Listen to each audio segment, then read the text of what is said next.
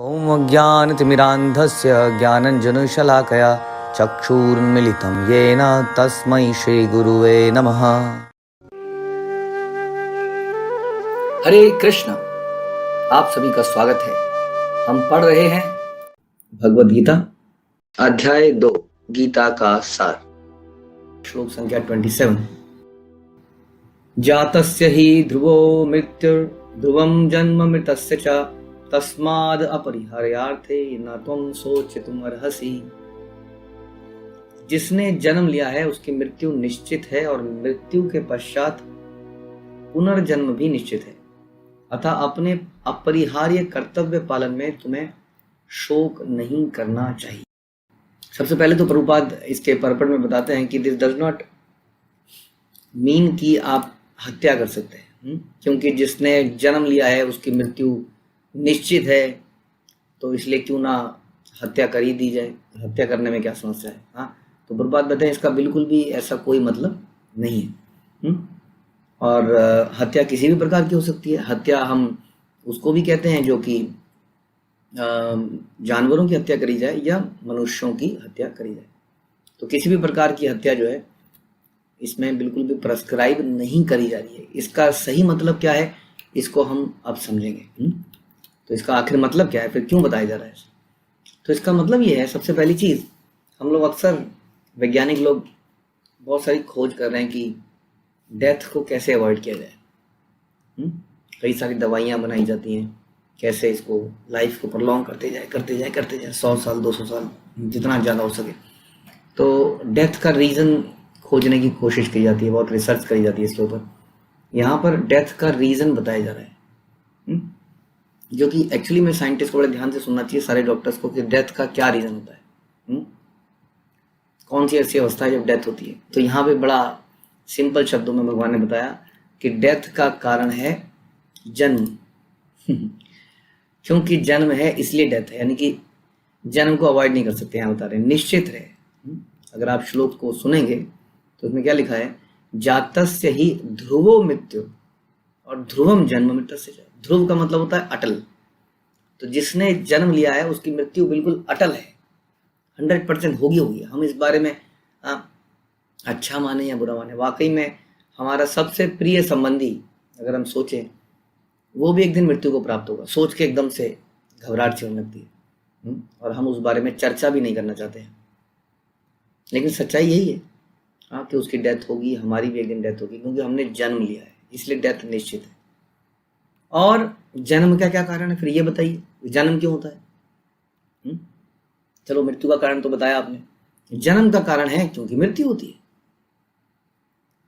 तो ये तो अजीब सी बात हो गई, जन्म का कारण है मृत्यु, मृत्यु का कारण है जन्म। तो आपने तो हमें घुमा ही दिया। तो फिर क्या करें, फिर निकले कैसे इसमें से। तो निकलने के लिए आपको सीखना पड़ेगा, ये चक्रव्यूह से निकलने के लिए आपको सीखना पड़ेगा art of living and art of dying. दोनों की आवश्यकता पड़ेगी। क्यों? क्योंकि मृत्यु से जन्म है और जन्म करने के बाद जीना पड़ता है। तो जीने से मृत्यु है, इसलिए कुछ ऐसे जीना पड़ेगा कि मृत्यु ही ना हो और कुछ ऐसे मरना पड़ेगा कि जन्म ही ना हो। इसलिए art of living and art of dying, इसको हमें समझना पड़ेगा। तो इसके लिए क्या करें, हम ये नहीं जानते कि हमारी मृत्यु कब होगी। हम नहीं जानते, तो फिर क्या करें।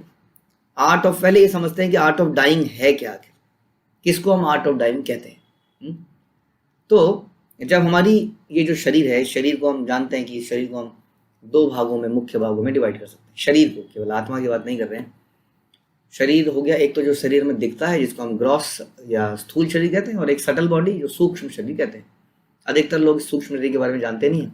गीता इसका हमें नॉलेज देती है कि शरीर के अंदर एक और शरीर होता है जो इसका नियंत्रण करता है, क्योंकि इंद्रियों को बड़ा निम्न माना जाता है। सबसे नीचे हमारे बॉडी के अंदर स्थूल शरीर होता है, जैसे रथ होता है, रथ चैरियट। तो रथ के अंदर जो रथ है वो स्थूल शरीर है, ग्रॉस बॉडी। और उसके अंदर जो घोड़े हैं वो थोड़े हायर डिग्री के हो गए। तो घोड़े हैं हमारी इंद्रियां, ये कर्म इंद्रियां, ये जो हमारी इंद्रियां हैं, कर्म इंद्रियां, ज्ञान इंद्रियां, हमारी सेंसेस जो हैं, हाथ पाँव आँख मुँह जो भी है, ये इंद्रियां हो गए घोड़े। और ये तो हो गया हमारा शरीर। शरीर में क्या होता है, ये पूरा का पूरा बॉडी और ये अलग अलग हाथ पैर और ये आंखें, मुंह नाक। तो इस प्रकार से हो गया स्थूल शरीर। इसमें भी ये जो इंद्रियां हैं ये हायर्स, और इसमें भी जो नॉलेज गेनिंग सेंसेस, हमारी दो तरह की इंद्रियां होती हैं, ज्ञान इंद्रियां और कर्म इंद्रियां। ज्ञान इंद्रियों को हम ज्यादा हायर मानते हैं कर्म इंद्रियों से। कर्म इंद्रियां ये हाथ पांव, और ज्ञान इंद्रियां हैं ये आंख नाक, जो कि एक्सटर्नल नॉलेज को लेके उसको आगे भेजती है, नॉलेज सीख करती है। ये हाथ अपने आप में नॉलेज नहीं लेता है कोई, क्योंकि हाथ के ऊपर त्वचा है, तो वो त्वचा महसूस करती है गर्म है सर्द है, ठीक है। तो इस प्रकार से होगी शरीर रचना। इसके पीछे शरीर को, इंद्रियों को चलाता कौन है? इंद्रियों को इसका मन चलाता है। मन के डायरेक्शन पे आंख चलती है, नाक चलती है, सारी चीजें मन के डायरेक्शन पे चलती है।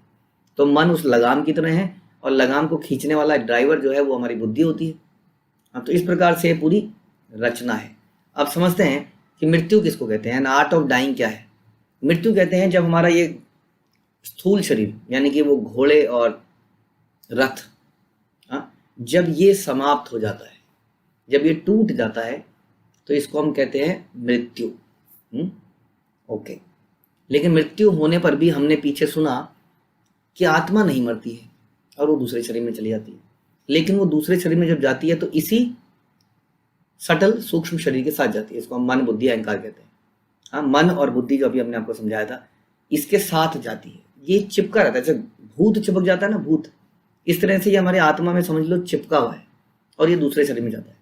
जब ये सूक्ष्म शरीर से पीछा छूटता है, जब ये सूक्ष्म शरीर मरता है, उसको हम मुक्ति कहते हैं। समझ में आ रहा है? जब हमने स्थूल शरीर छोड़ा, क्योंकि छोड़ना ही पड़ता है, उसके लिए कुछ करना नहीं है आपको, अपने आप ही एक दिन मृत्यु आएगी और ये शरीर हमसे छूट जाएगा। That is called death. तो वो तो होता ही होता है, उसके लिए आपको कोई आर्ट नहीं सीखना है। नोबडी है, सभी जो भी इंद्रिय तृप्ति करे या इंद्रिय तृप्ति ना करे, भक्ति करे, सभी का ये स्थूल शरीर छूट जाएगा। लेकिन ये जो सूक्ष्म शरीर है, मन बुद्धि अहंकार, ये नहीं छूटता। इसको छोड़ने के लिए आपको सीखना पड़ेगा। हाँ, दिस इज एन आर्ट कि इसको कैसे छुड़ाया जाए। उसको कहते हैं मुक्ति। लेकिन एक और स्टेज है, वो क्या है? वो है केवल मुक्ति से काम नहीं चलेगा, जब हमें आध्यात्मिक शरीर मिलेगा जिससे हम भगवान की सेवा करेंगे, उसको कहते हैं बैक टू गॉड हेड, अपने घर वापस जाना, जो कि मुक्ति के भी ऊपर है। तो इसलिए जब ये इतनी बड़ी साइंस है, हाँ, जिसमें कि डेथ अलग है, मुक्ति अलग है, भगवान के धाम में जाना अलग है, इसके लिए आपको डेथ को समझना पड़ेगा, जो हम कह रहे हैं कि art of dying. Dying is such a complicated thing. हम सोचते हैं मरना एक ही चीज है, मरने में कितनी स्टेजेस हैं। तो अब कैसे किया जाए? इसको करने के लिए, आर्ट ऑफ डाइंग के लिए, आपको आर्ट ऑफ लिविंग सीखना पड़ेगा। What is art of living? Art of living क्या है? आर्ट ऑफ लिविंग है भक्ति के नियमों का पालन करते हुए, भगवान की, बेसिकली नियमों का पालन करते हुए भगवान की भक्ति करना इज आर्ट ऑफ लिविंग। इस प्रकार से जीना कि हमारे अपने वर्णाश्रम में, जिस भी आश्रम के अंदर हैं, जैसे हम लोग हाउस होल्डर हैं, गृहस्थ हैं, उसके आश्रम के कर्तव्यों को ऐसे करके निभाएं, इस तरीके से निभाएं कि हमारा ये पर्पस पूरा हो जाए। ऐसे करके इसको करने को, इसलिए इसको आर्ट कहा गया है, कि दोनों काम हो जाए। इस कहते हैं एक पंथ दो गाय, कि हम इधर से भगवान को प्रसन्न कर पाए, और भगवान, आप जानते हैं, परिवार भी भगवान ने बनाया है। भगवान परिवार के अगेंस्ट नहीं है। कई बार ऐसा लगता है लोगों को, भगवान तो यही कहते हैं गीता में, घर छोड़ दो। ऐसा भगवान ने गीता में कहीं नहीं कहा। आप जब रिनंसिएशन आगे जाके 17वां अध्याय पढ़ेंगे तो आपको पता चलेगा कि त्याग किसको कहते हैं। वास्तव में भगवान ने किसको त्याग बताया। तो इस प्रकार से दिस इज एन आर्ट, कि कैसे, जो कि अक्सर लोगों को नहीं आता है, इसलिए वो फेल हो जाते हैं, कि कैसे भगवान को प्रसन्न किया जाए परिवार चलाने के साथ साथ, और परिवार के लोगों को भी भगवान का भक्त बना दिया जाए। इसको कहते हैं आर्ट ऑफ। लेकिन ये सब कब किया जाए? नियमों का पालन करते हुए किया जाए, जो कि नियम हमें गुरु परंपरा से सुनते हैं। अगर कोई आर्ट सीखनी है तो गुरु तो लेना ही पड़ेगा ना। तो वो गुरु हमें सिखाएगा how to perform this art of living and art of dying. ठीक है। अगर हम ऐसा नहीं करते तो क्या होता है? अगर हम ऐसा नहीं सीखते करते तो क्या होता है कि हम दोबारा से नीचे गिरते हैं। जैसे इसमें बताया कि मृत्यु, जैसे जन्म के बाद मृत्यु निश्चित है, उसी तरह से ध्रुवम जन्म मृतस्य च, जो मरता है उसका जन्म भी निश्चित है। जो इस प्रकार से नियम के अनुसार नहीं खेलता है इस गेम को, उसको गेम में दोबारा आना पड़ता है। दोबारा उसको यहाँ पे आना पड़ता है। और वो कब तक आता है? जब तक उसको सही तरीके से इस गेम के नियम नहीं सीख लेता, जो कि भगवान ने गीता में बताए, तब तक वो बार बार आता रहता है। और इसमें बताया कि न केवल वो मनुष्य योनि में रहता है, कई बार वो गेम में बहुत नीचे गिर जाता है, पशु योनि में भी उसे जाना पड़ सकता है।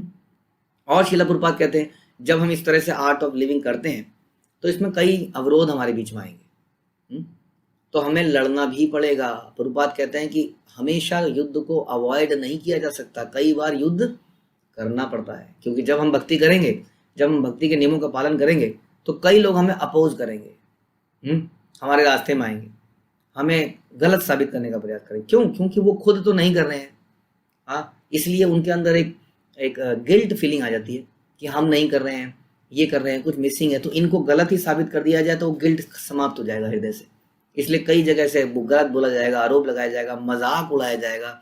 ऐसे में युद्ध करने का मतलब है अपने नियमों पे अड़िग रहना और डंके की चोट पे बोलना, yes I am a devotee of Krishna and I am not, मैं इसके लिए अशेम्ड नहीं हूँ, मुझे अपना तिलक नहीं छुपाना पड़ेगा, मुझे अपनी माला नहीं छुपानी पड़ेगी, मैं क्लास अटेंड करता हूँ, yes I attend the class. तो इस तरीके से कई बार हमें युद्ध करना पड़ेगा, जैसे कि यहाँ पर अर्जुन को भी बताया जा रहा है। और प्रभुपाद बताते हैं कि जब एक और डेथ का एक और मीनिंग बताते हैं कि जब तक आर्ट ऑफ लिविंग व्यक्ति नहीं सीख जाता तब तक क्या होगा, उसके हृदय से इंद्रिय तृप्ति की इच्छाएं समाप्त नहीं होंगी, वो इस संसार में भोगने का प्रयास करेगा। उससे क्या होगा, उसके फलों की जब इच्छा जब तक रहेगी तब तक वो दूसरा जन्म लेता रहेगा। वो एक शरीर में तब तक रहेगा जब तक उस शरीर में कुछ उसको स्पेसिफिक इच्छाएं पूरी करनी है, और जब उस शरीर से रिलेटेड इच्छाएं पूरी हो जाएंगी तो दूसरे शरीर में जाएगा, राइट। क्योंकि हर शरीर में, जैसे कि हम लोग अगर अभी मॉस्को चले जाएं या कहीं ऐसी जगह जाएं, हो सकता है हमें मल्टीपल लेयर ऑफ कपड़े पहनने पड़ जाएं, और जैसे ही इंडिया में एयरपोर्ट में हवाई अड्डे पे उतरेंगे, उतरते ही सब कुछ फेंकना पड़ जाएगा, है ना। तो अलग अलग जगह जाने के, एंजॉय करने के लिए अलग अलग तरह के कपड़े पहनने पड़ते हैं। बर्फ में जाने के लिए आपको बूट वूट पहनने पड़ते हैं, है कि नहीं। पानी के नीचे जाने के लिए आपको ऑक्सीजन सिलेंडर लेना पड़ता है। उसी तरह से अलग अलग इच्छाएं पूरी करने के लिए हमें अलग अलग शरीर मिलते हैं। और जब एक प्रकार की इच्छा पूरी होती है, जब पहाड़ों में रहने का मन भर जाता है तो समुद्र के किनारे चला जाता है, समुद्र में रहने का भर जाता है तो किसी डेजर्ट में चला जाता है। उसी तरह से मनुष्य की इच्छाएं उसे अलग अलग शरीर भी देती हैं, और जब एक प्रकार की इच्छा समाप्त होती है तो दूसरे शरीर में चला जाता है। तो ये समझना बड़ा जरूरी है, इसी को कहते हैं art of living and art of dying. इसलिए भगवान अर्जुन को अंत में बोलते हैं, इसमें ये कहना चाह रहे हैं कि अर्जुन, अगर तुम ये कहते, अगर तुम इस बात को समझो कि ये लोग ऑलरेडी जन्म ले चुके हैं, अब अगर कोई जन्म ले चुका है तो उसका मरना निश्चित है, इसलिए ऐसे में उसका मरना कोई बुरी बात नहीं है, उसको तो मरना ही है। लेकिन तुम मार रहे हो तो क्या मुझे पाप लगेगा, मैं क्यों मारूं? लेकिन तुम इनको मेरी डायरेक्शन पे मार रहे हो, इसलिए तुम्हें कोई पाप छुएगा भी नहीं, और इनका मरना निश्चित है क्योंकि इन्होंने जन्म लिया है। इसलिए तुम्हें धर्म के लिए युद्ध लड़ना चाहिए, तुम्हें अपनी बात को बोलना पड़ेगा, जैसा भी हमने बोला, भक्ति के लिए तुम्हें आगे बढ़ना पड़ेगा। तो यही भगवान ने हमें सिखाया। हरे कृष्णा। श्रीमद् भगवद गीता की जय। श्रील प्रभुपाद की जय।